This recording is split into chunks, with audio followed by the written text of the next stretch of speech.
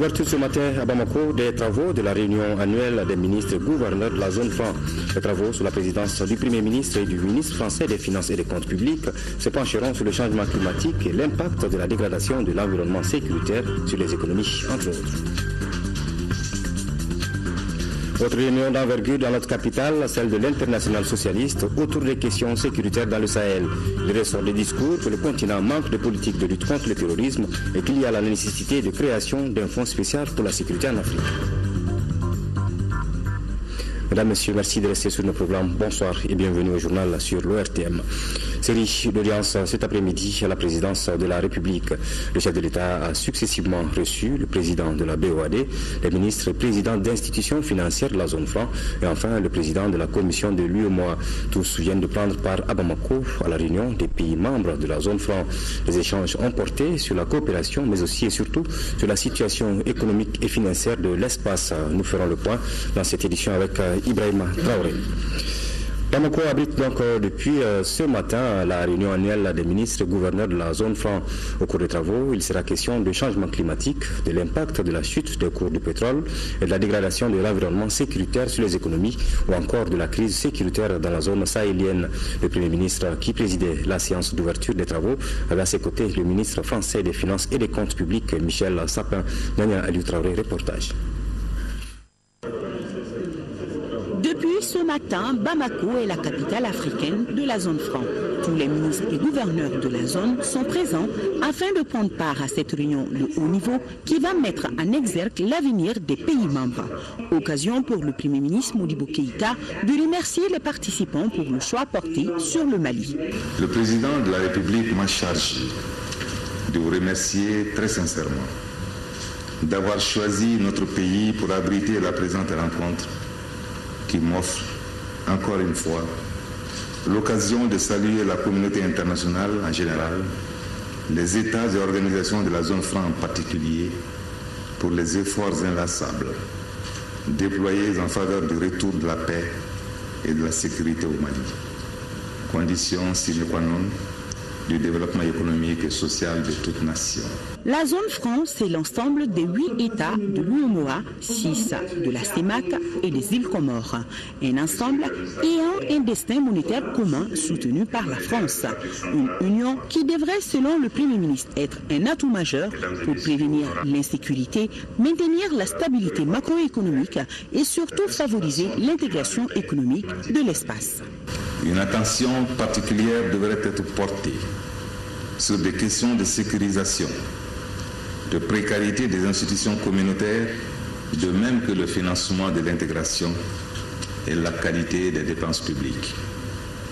En outre, une place prépondérante devrait être accordée aux questions de stabilité macroéconomique, de réformes structurelles, d'approfondissement de l'intégration régionale et de renforcement de la sécurité transfrontalière.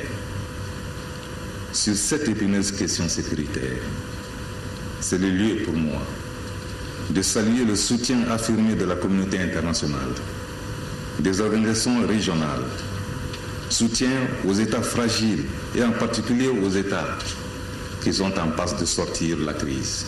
Divers thèmes seront débattus au cours de la rencontre. Il s'agit entre autres de l'impact de la chute des cours du pétrole, du changement climatique ou encore de la crise sécuritaire dans la zone sahélienne. À l'issue des travaux de cette réunion des ministres et gouverneurs de la zone franc, une conférence de presse a été organisée. Elle était animée par les ministres des Finances du Mali et de la France. Les questions ont porté sur l'endettement des États, la problématique de la croissance durable et la convergence de la zone franc. On retrouve Nania Aliou Traoré. Est-ce qu'une fusion serait-elle possible entre la zone franc de l'Afrique de l'Ouest et celle de l'Afrique centrale? Pourquoi le climat des affaires est-il favorable dans les zones anglophones que francophones? L'espace peut-il craindre une nouvelle dévaluation? Ou encore, quelles sont les mesures envisagées par les pays de la zone franc pour venir à bout du terrorisme? Voilà autant de questions posées par la presse à l'issue des travaux de la réunion des ministres et gouverneurs de la zone franc. Pour Michel Sapin, le ministre français de l'économie, son pays est engagé depuis bien longtemps dans un dynamisme de partenariat fructueux avec les pays membres. Ce n'est pas d'aujourd'hui que la France et l'Afrique travaillent ensemble. Ce n'est pas d'aujourd'hui que la France et l'Afrique cherchent à faire en sorte qu'un développement économique puisse être aussi l'occasion de coopération économique et y compris permettre aux entreprises, et pour une meilleure activité, plus d'emplois, que ce soit sur le territoire africain ou que ce soit sur le territoire français. Concernant une probable fusion des monnaies des zones francs ouest et centrales de l'Afrique, le gouverneur de la BCEAO, Tchemoro Meïle Kone, apporte des éclairages. Peut-être fusionner n'est pas un terme approprié. Nous avons une coopération très étroite qui devrait nous permettre d'arriver progressivement à faire de telle sorte que les flux financiers, je pense que c'est de ça que vous parlez, puissent circuler entre les deux zones. Je crois que c'est ça qui est important. Quant au gouverneur de la Banque de France, Christian Mouillet, il précise que la dévaluation n'est pas à l'ordre du jour des préoccupations du moment. Aujourd'hui, le franc CFA est parfaitement bien positionné. La question sécuritaire a été largement répondue par le ministre de l'économie et des finances. Mamadou Igor Diarra indiquera que les pays membres ne favoriseront en aucun cas le financement du terrorisme. Très souvent, on considère que ces réseaux sont financés soit de l'extérieur, soit parfois de l'intérieur, par d'autres solidarités extrêmes qui viennent plus ou moins se joindre à ces forces du mal, puisqu'on ne peut pas les qualifier autrement. Nous avons décidé de déployer justement les moyens pour couper les sources de financement de ces excès qui finalement perturbent notre chemin vers le développement. Autre point abordé au cours de la conférence, les questions liées au changement climatique. Les participants proposent de nouveaux canaux de financement pour les politiques de développement durable tels que le Fonds vert. Concernant la question de l'endettement des États en lien avec les critères de convergence de la zone franc, les participants soulignent qu'une vigilance particulière doit être exercée quant à l'évolution du solde budgétaire et de l'endettement des États membres affectés par la chute des cours des matières premières. À présent, le contenu de ce communiqué, le Premier ministre Modibo Keïta a reçu ce vendredi 10 avril 2015 un collectif des députés de Tenenkou, Douanza et Yuwaru. Les honorables députés élus en 5e région étaient venus échanger avec le chef du gouvernement sur les questions de sécurité dans la région de Mopti, notamment les zones de Douanza, Tenenkou et Yuwaru. Le groupe des députés a souhaité que le gouvernement prenne les mesures nécessaires pour assurer la sécurité des populations. Le Premier ministre a remercié ses visiteurs pour la démarche et réitérer l'engagement et la détermination du gouvernement à tout mettre en œuvre pour assurer aux populations une vie paisible et tranquille. M. Modibo Keïta a saisi cette occasion pour lancer un appel au civisme et solliciter la collaboration des populations pour renforcer la sécurité et promouvoir les valeurs liées au vivre ensemble. En 2013, la conférence panafricaine des marchés d'assurance CIMA a investi environ 900 milliards de francs CFA dans les économies des pays membres. Ce chiffre a été rendu public à la faveur de la première réunion du Conseil des ministres de l'organisation au titre de l'année 2015. Reportage de nous, Sissoko. Comment rendre plus opérationnelle la conférence interafricaine des marchés d'assurance CIMA? Beaucoup de recommandations allant dans ce sens ont été formulées à l'issue de la première réunion du Conseil des ministres de l'organisation au titre de l'année 2015. Les ministres ont insisté pour que nous étudions toutes les possibilités pour amener les assureurs qui sont récalcitrants à payer effectivement les sinistres. Il y a de bons assureurs, mais il y en a aussi qui généralement ne respectent pas leurs engagements. Le second point important était la construction des sièges de nos institutions. À ce niveau-là, les ministres ont insisté pour que les délais qui ont été prévus soient respectés et ont donné des instructions fermes pour qu'il en soit ainsi. La CIMA regroupe les États membres de l'UEMOA et ceux de la CEMAC. L'organisation, au-delà de sa mission traditionnelle, entend servir de levier dans le financement des économies des États membres. Nous avons implanté dans nos 14 pays 165 compagnies d'assurance qui ont réussi à produire en 2013 un chiffre d'affaires d'environ 900 milliards. Ces 900 milliards de francs ont été réinvestis dans l'économie de nos 14 États. Le chantier des réformes engagées depuis quelques années se poursuivra pour rendre l'assurance plus attractive selon le secrétaire général de l'institution. Nous souhaitons que tous les grands projets d'infrastructure que nos États développent, tant au niveau national qu'avec l'aide des bailleurs de fonds, nous souhaitons que tous ces projets-là soient couverts par nos compagnies d'assurance agréées par la CIMA. La CIMA a vu le jour il y a 23 ans à Yaoundé au Cameroun. Elle se veut un organe de supervision du secteur des assurances dans les 14 États membres. Son siège est à Libreville au Gabon. Nous vous le disions dans nos titres, Bamako abrite depuis ce matin la réunion de l'Internationale socialiste. La réunion de 2 jours s'articule autour des questions sécuritaires dans le Sahel. Les différents discours, il ressort que l'Afrique manque de politique de lutte contre le terrorisme. C'est pourquoi certains intervenants ont souhaité la création d'un fonds spécial pour la sécurité en Afrique. Le choix du Mali pour abriter cette réunion s'explique par le fait que les partis RPM et ADEMA-PAJ sont membres de l'Internationale socialiste. Mohamed Diarra. Le choix du Mali est favorablement accueilli par les responsables des partis RPM et ADEMA-PAJ, tous membres de l'Internationale socialiste. La présente rencontre se tient dans un contexte particulier de notre pays, qui sort et se remet progressivement d'une double crise sécuritaire et institutionnelle, d'où la pertinence et l'importance des thèmes choisis, notamment la question sécuritaire au Sahel, les accords d'Alger et comment assurer les libertés, les droits et le développement par la démocratie. Le thème choisi pour la présente rencontre est sans nul doute une illustration éloquente de votre volonté d'apporter une contribution de la meilleure qualité possible à la recherche de réponses idoines et durables aux difficultés auxquelles se trouve confronté le Mali et avec lui toute la sous-région sahélo-saharienne de notre continent. Il s'agit là de poser le diagnostic des mal qui dépassent les frontières de l'Afrique. Le terrorisme. Pour le président du comité Afrique de l'Internationale socialiste, les dirigeants africains doivent s'en prendre à eux-mêmes. Il avance comme argument l'absence de politique de lutte contre le terrorisme pour le continent. Pour éviter d'avoir recours tout le temps à nos partenaires techniques et financiers, il faut créer un fonds spécial pour la sécurité en Afrique. On doit faire appel à un effort collectif continental pour soutenir les forces d'intervention et les pays. Les premiers contributeurs de ce fonds seront les États africains et les institutions commerciales installées en Afrique. La création d'une taxe au niveau des États est une piste qui peut être envisagée pour renforcer le fonds. Les experts doivent donc dégager des stratégies visant à concilier le triptyque sécurité, démocratie et développement.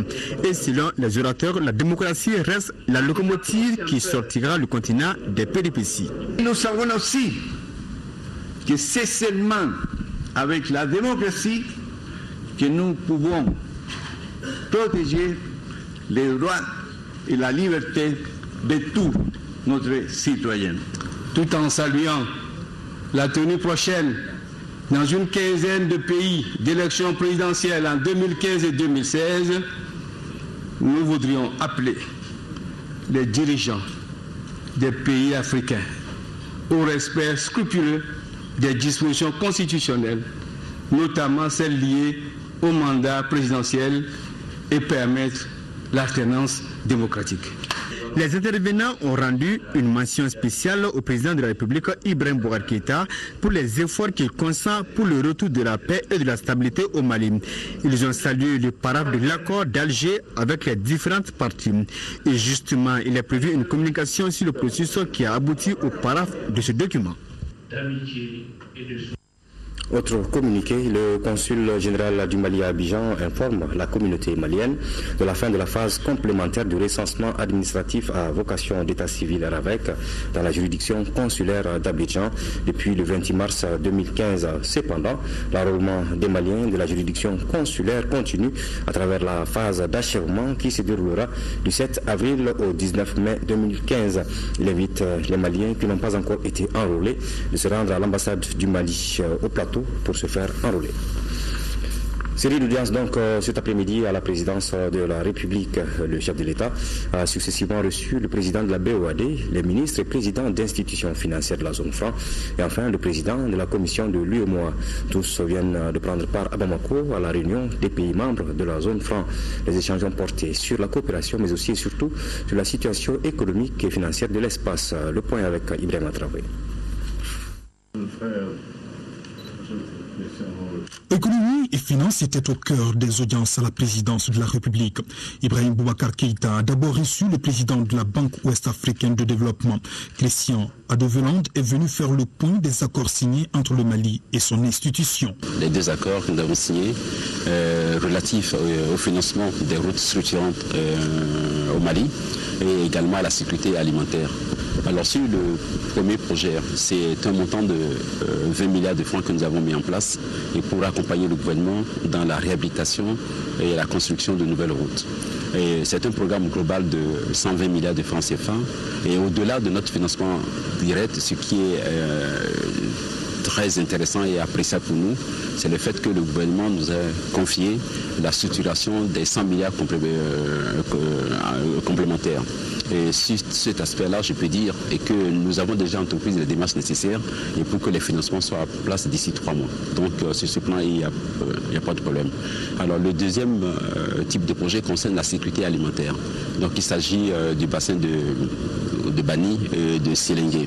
Alors sur ce plan également, nous avons assuré le chef de l'État que nous allons l'accompagner dans son programme de sécurité alimentaire, surtout de développement des aménagements hydro-agricoles avec maîtrise totale de l'eau. Nous avons un programme d'ensemble d'à peu près 110 milliards de francs CFA et sur ce programme, nous sommes engagés également à accompagner le gouvernement là-dessus. D'ores et déjà, nous avons donné l'assurance et que nous allons participer au financement de Molodo. D'ici juin, ce financement également sera mis en place. Alors, ce qu'il faut dire, c'est que nous avons informé le chef d'État de ce que nous faisons également en direction du secteur privé. Donc, nous l'avons informé que nous avons mis en place un financement pour une centrale électrique de 90 MW et pour le secteur privé de la société Albatros. Nous avons mis en place également un financement pour un opérateur pour la 3e licence et nous sommes également dans le secteur des PME avec le développement industriel en matière de cartonnerie. Le président de la commission de l'UEMOA est aussi à Bamako pour magnifier les bonnes relations entre le Mali et l'Union économique et monétaire ouest-africaine. Cheikh Hadjibou Soumaré salue les efforts du gouvernement malien, surtout dans le cadre de la convergence des économies de l'UEMOA. L'ensemble des critères de convergence aujourd'hui, tous les pays sont en train de faire des efforts immenses pour essayer d'aller de l'avant. Et je voudrais saluer aussi les mesures courageuses qui ont été prises par le ministre des Finances, par le gouvernement, pour conduire la politique économique du pays, qui va dans le bon sens. Et c'est pourquoi je dis toujours à M. le ministre de persévérer dans la même direction, de continuer à faire les réformes structurelles pour le plus grand bonheur des jeunes et des femmes de ce pays. J'ai tenu aujourd'hui aussi à féliciter et à remercier M. le Président de la République pour les accords qu'il vient de demander à son gouvernement de paraffer. Ces accords méritent tout notre soutien. Depuis des années, notre espace est traversé par des soubresauts, par des difficultés qui se sont ressenties dans la politique globale de notre Union.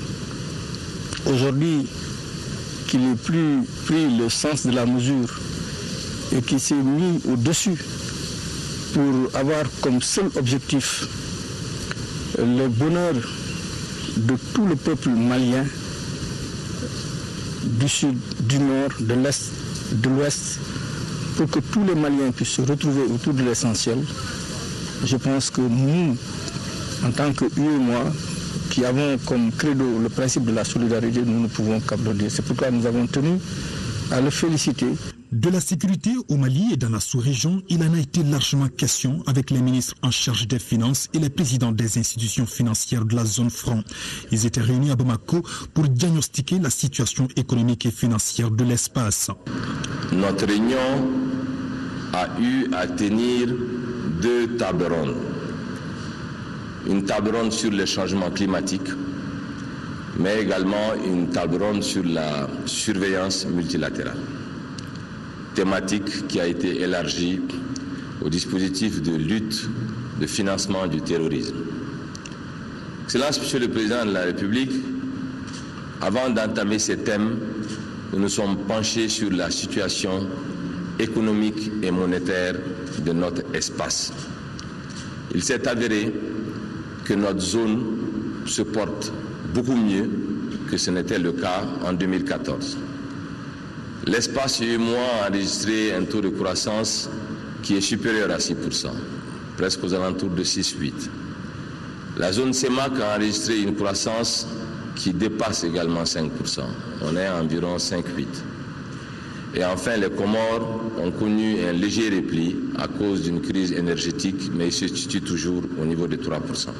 Le Mali, comme plusieurs autres pays de notre zone, en l'occurrence le Cameroun, le Tchad, le Niger, connaissent des situations sécuritaires liées au terrorisme qui, quelque part, perturbent les desseins, les visions, les plans que vous avez pour nos populations. Nous voulons ici réitérer la solidarité qui est à la base de notre communauté, la solidarité qui s'exprime à travers le soutien multiforme dont nous bénéficions nous tous.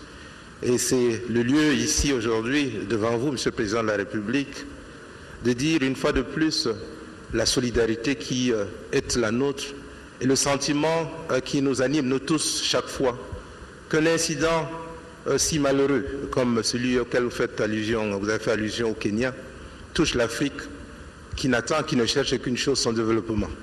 Faisant allusion au contexte actuel du pays, le président de la République n'a pas caché toute sa satisfaction à recevoir ces différentes personnalités.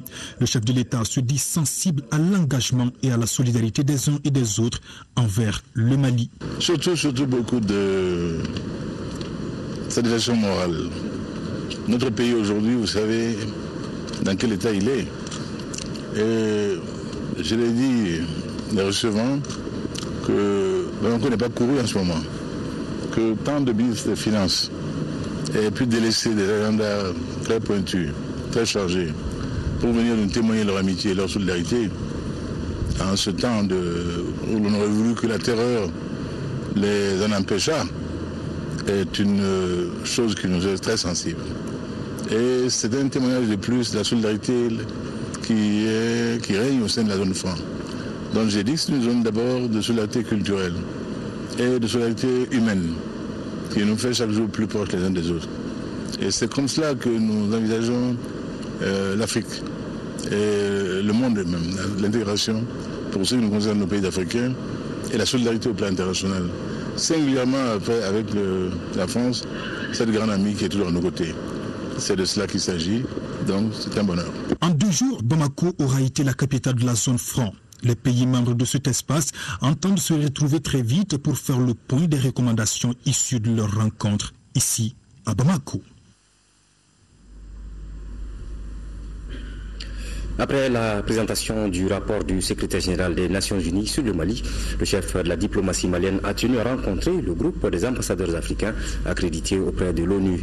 Tout en leur faisant la genèse du processus de paix au Mali, Abdoulaye Diop n'a pas manqué de leur donner les dernières informations. Pour lui, il est grand temps que le continent africain puisse désormais s'exprimer d'une seule voix pour la défense des causes majeures nous concernant. Salif Sanogo.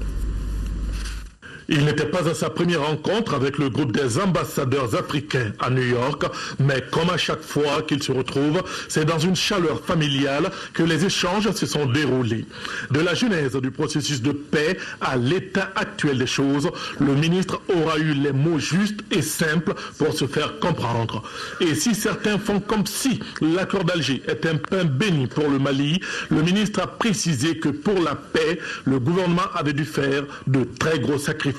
Le gouvernement du Mali avait un document d'amendement de 12 pages et nous devrions faire le choix d'accepter le document ou de ne pas l'accepter. Donc ça a été un choix particulièrement difficile pour nous, surtout en tant que gouvernement, où nous avions beaucoup de préoccupations par rapport à ce document, que nous aurons voulu avoir un peu plus de temps pour le renégocier, pour que ses préoccupations soient prises. Et certaines de ces préoccupations étaient des préoccupations majeures. Lorsque le Mali a parafé l'accord, la CMA avait réclamé quelques jours de réflexion pour aller consulter sa base. Mais tout le monde aura compris ce qui se tramait. Quand la délégation de la coordination est arrivée à Kidal, elle a été accueillie en pompe avec toutes les chaînes occidentales qui étaient là pour dire que, bon, tout le monde s'est bombé le torse qu'on a refusé l'accord. Or, le compromis, c'était de dire que nous allons expliquer le compromis à notre base pour pouvoir vous revenir. Ils avaient demandé 1 semaine à 10 jours. Et vous connaissez la suite aussi sur les antennes, cela a été clairement indiqué. Il y a eu certains ont rejeté, d'autres ont dit non, on peut discuter. Mais bon, on a sorti un mémorandum de demande en 10 ou 12 points qui essentiellement étaient des points qui remettaient en cause fondamentalement les engagements pris. Le soutien du groupe des ambassadeurs africains n'aura pas fait défaut.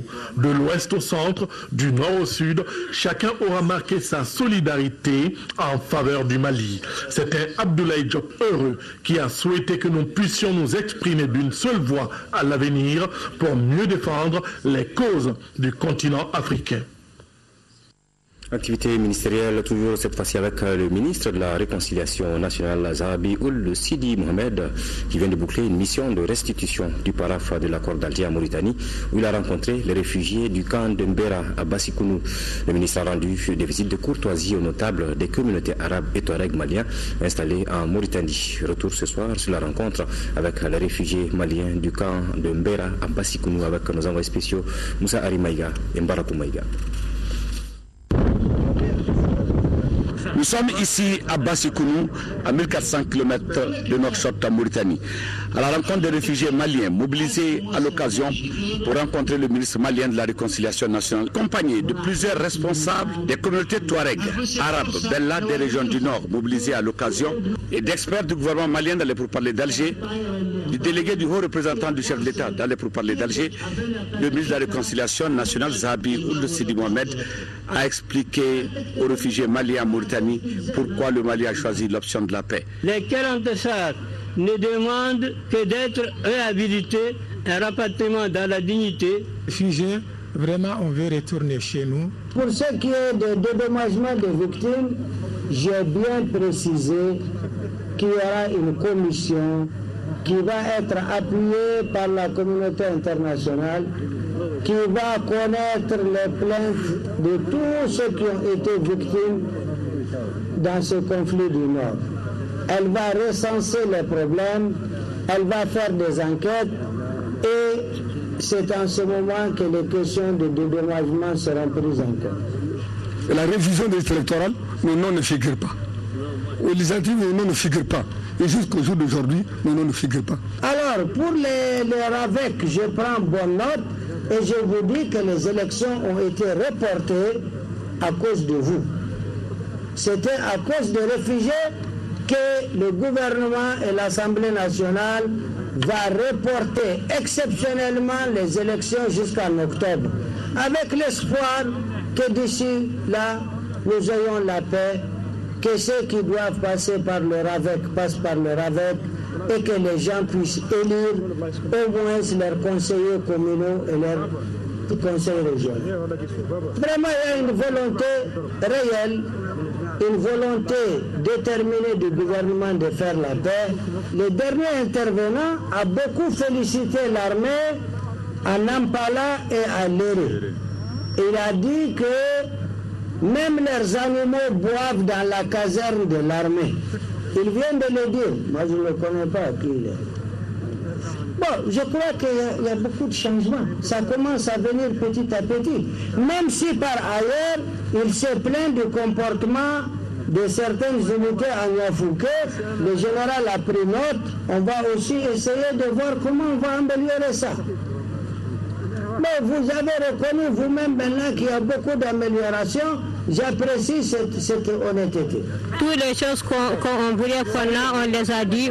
Tous les problèmes qu'on a, on les a dit. On est très content de la négociation qu'on a fait avec la délégation. Vous êtes rentré au Mali? Oui, dans des conditions. S'il y a une paix durable, on peut retourner. Parce qu'on n'a même pas quitté là-bas. On n'avait même pas quitté là-bas.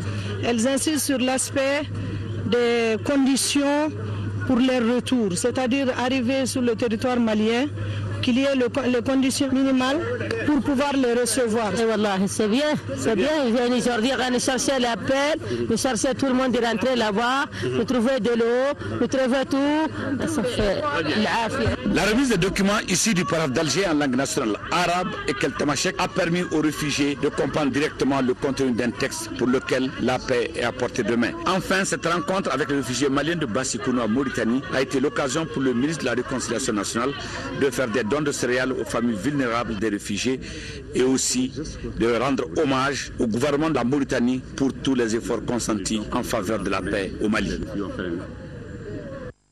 Voilà, demain, nos envoyés spéciaux reviendront sur la rencontre du ministre avec les réfugiés urbains de Nouakchott. Fin lundi dernier à Dakar de la 7e conférence des présidents d'Assemblée et des sections de la région Afrique de l'Assemblée parlementaire de la francophonie. Le président de l'Assemblée nationale du Mali, l'honorable Issaka Sidibé, fait le point au micro de notre correspondant à Dakar, Suleiman Kantara Sissoko. Ça a été une très bonne occasion pour moi de me rendre compte combien cette conférence de l'APF est importante, parce que les sujets qui ont été enregistrés et sur lesquels nous avons eu un débat ont été fort intéressants. Et si vous voulez, le communiqué final qui a sanctionné la fin des travaux a parlé essentiellement de ce que nous allons faire à Yamoussoukro, disons dans un mois, au mois de mai, donc à Yamoussoukro, en Côte d'Ivoire. De quoi s'agit-il? Il s'agit pour nous donc de réfléchir sur les problèmes extrêmement pointus de l'heure, c'est-à-dire le terrorisme et la pauvreté en fait. Donc nous nous préparons pour justement cette réunion régionale, n'est-ce pas, à Yamoussoukro, autour de laquelle, n'est-ce pas, ces questions vont être débattues. La lutte contre la pauvreté, elle va être largement discutée à Yamoussoukro parce que autour de cette question, éradiquer la pauvreté, lutter contre la pauvreté ou alors aider à la réduction de la pauvreté, voilà des notions qui se recoupent peut-être, mais en tout cas, il y a lieu vraiment d'y réfléchir et de dire peut-être pourquoi pas éradiquer la pauvreté. Éradiquer la pauvreté est-il réellement quelque chose de possible? Mais c'est un espoir qui est entretenu là et qui permet aux gens d'avoir suffisamment de courage pour aller vers le moins de pauvreté.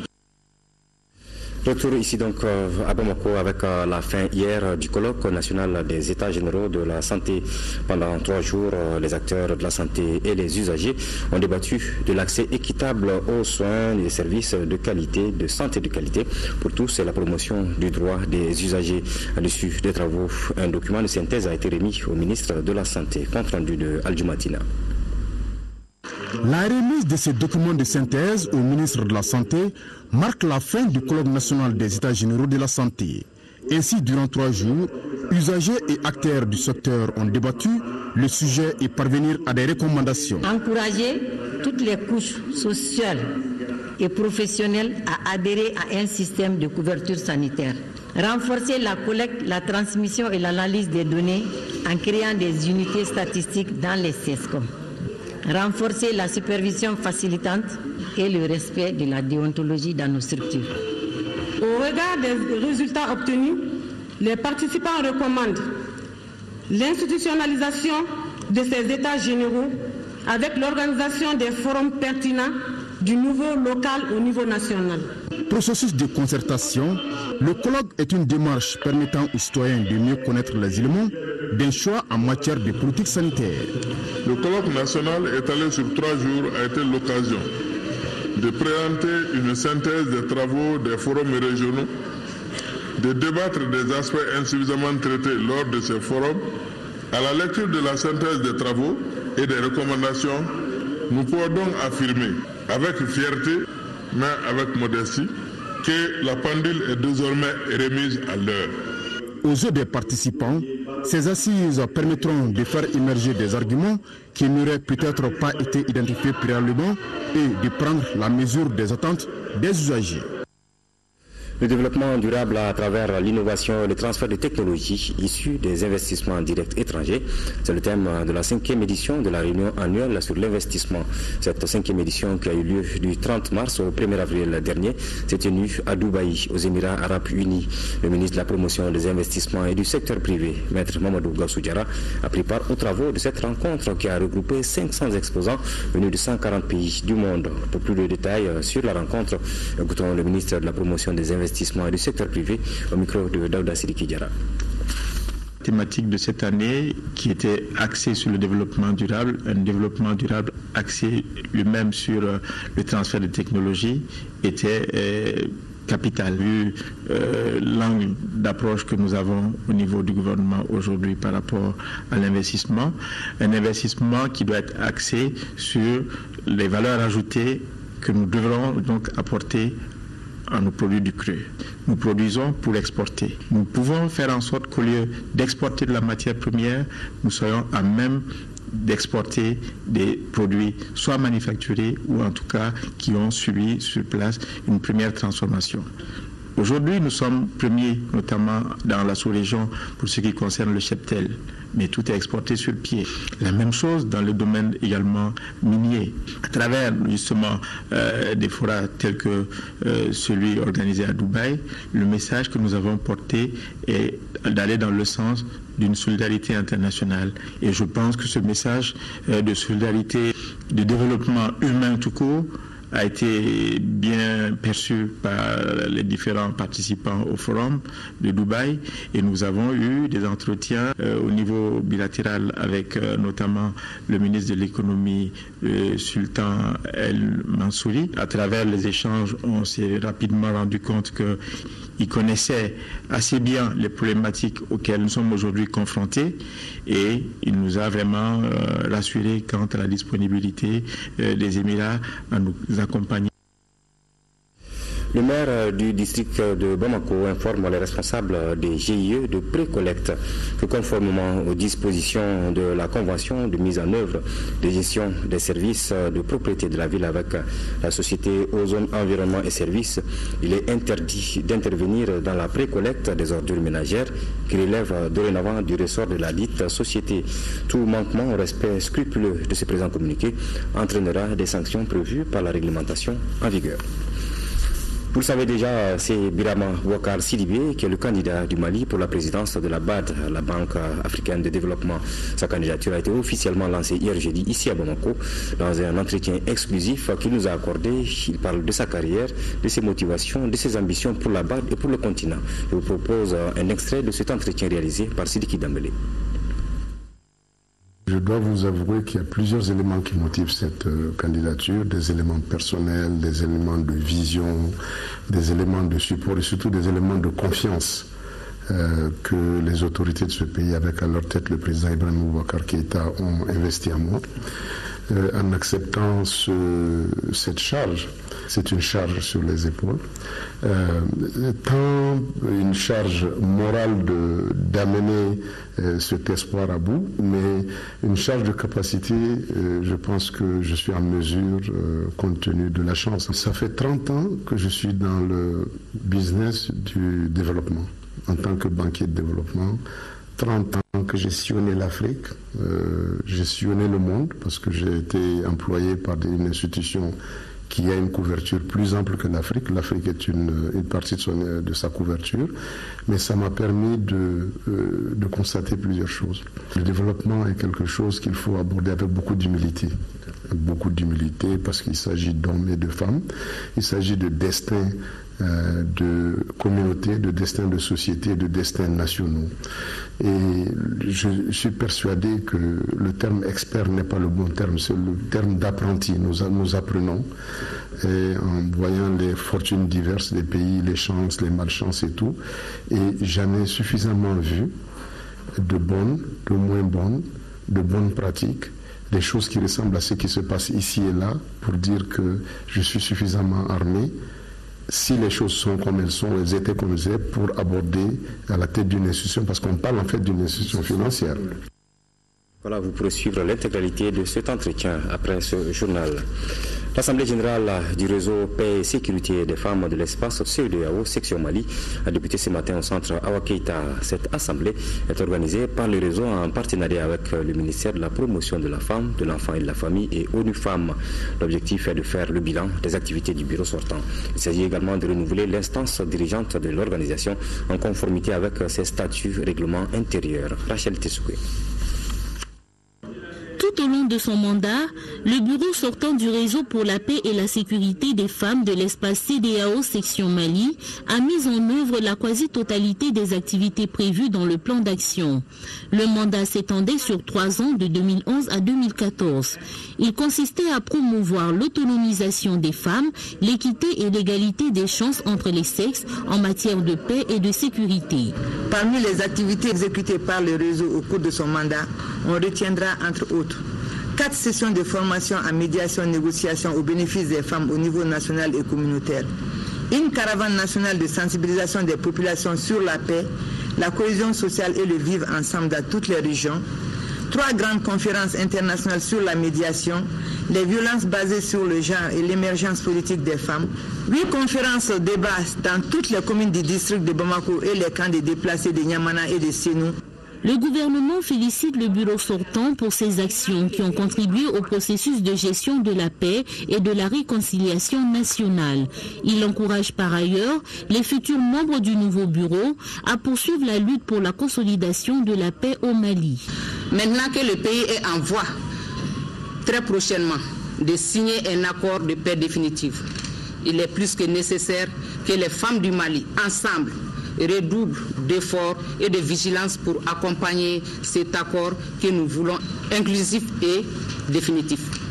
Le réseau pour la paix et la sécurité des femmes de l'espace CEDEAO section Mali est un regroupement de plusieurs associations et organisations de femmes œuvrant dans le domaine de la promotion des droits des femmes, de la paix et de la sécurité. Le Conseil national de la jeunesse et le Centre national pour la promotion du volontariat se donnent la main pour la promotion et la valorisation du volontariat national au Mali. La convention signée entre les deux parties devrait permettre de mobiliser les jeunes autour des activités du CNPV. Reportage de Bédi Koné.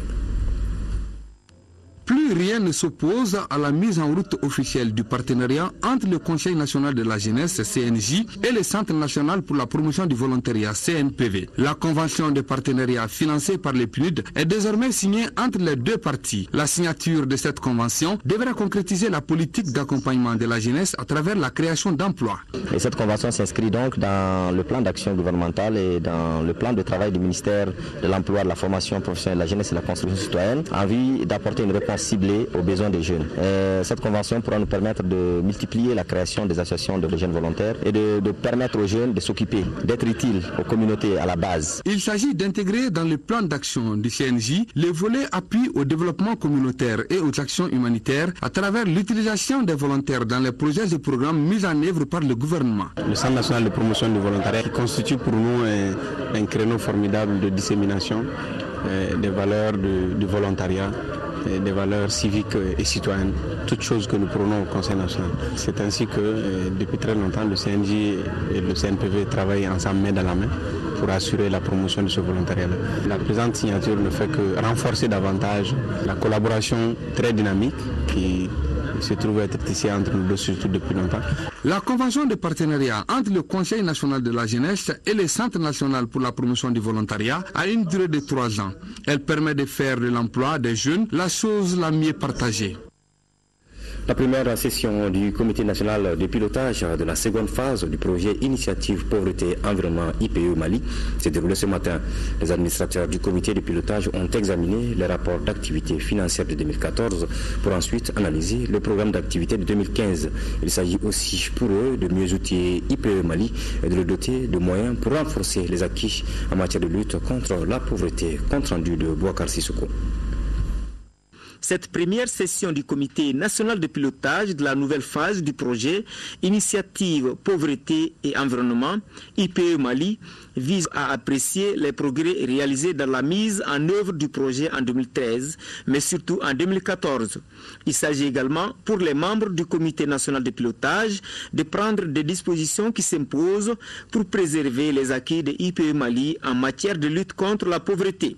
Le PNUD et le PNUD fournissent conjointement l'appui technique et l'aide nécessaire à l'exécution du projet IPE Mali. Les deux agences œuvrent aux côtés du gouvernement du Mali dans la mobilisation des partenaires et l'établissement des synergies au niveau local, national et international. Le comité de pilotage a examiné le rapport d'exécution technique et financière 2014 avant de valider le plan de travail annuel 2015. Le projet IPE Mali est un projet de portée stratégique et dont l'objectif général pour la nouvelle phase est de consolider les résultats du projet amorcé au cours de la phase précédente. Il vise à améliorer la mise en œuvre des objectifs de développement par une meilleure intégration des liens pauvreté-environnement dans les politiques, plans et cadres budgétaires associés pour une meilleure utilisation des ressources naturelles. Le projet Initiative Pauvreté et Environnement IPE Mali démarre ainsi les activités de sa deuxième phase qui s'étend de 2014 à 2015. Le temps de la première édition du festival de Kirina a été donné hier jeudi au terrain de sport du village. Placé sous le signe de la culture au service de la paix, la rencontre culturelle se dessine comme un espace de promotion des valeurs culturelles. Au cœur des activités, des conférences-débats sur l'histoire et la culture du Mandé, un sketch sur la bataille de Kirina, la visite des sites touristiques et des prestations artistiques. La cérémonie d'ouverture était présidée par le ministre de la Culture et de l'Artisanat et du Tourisme, Mme Ndiaye Ramatoulaye Diallo. Envoyé spéciaux à Kirina, Fademba Keita.